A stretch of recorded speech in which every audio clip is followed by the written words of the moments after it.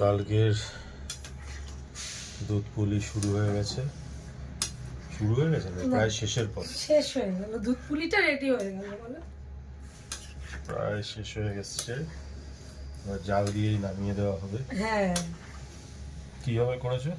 কিভাবে করেছি সবারই বাড়িতে, জানা, তবু বাড়িতে চাল ভিজিয়ে চাল গুঁড়ো করে, বাড়িতে চাল গুঁড়ো এই যে বাড়িতেই রেডি করা, শেষ হয়ে গেছে। আর নারকলের একটা পুর বানিয়েছি, একটা ক্ষীরের পুর বানিয়েছি।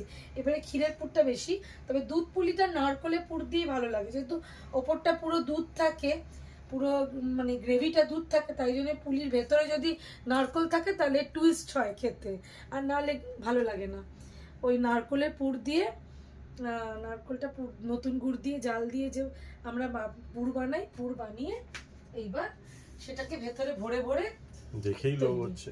হ্যাঁ, এটা ঠান্ডা হলে খেতে ভালো লাগবে আর কি। কে জানে, রাত্রে উঠে হয়তো খেয়েও নিতে পারে। না না, খেলে ভালো লাগবে না, একটু জমুক। এটা ঢালবো এবার।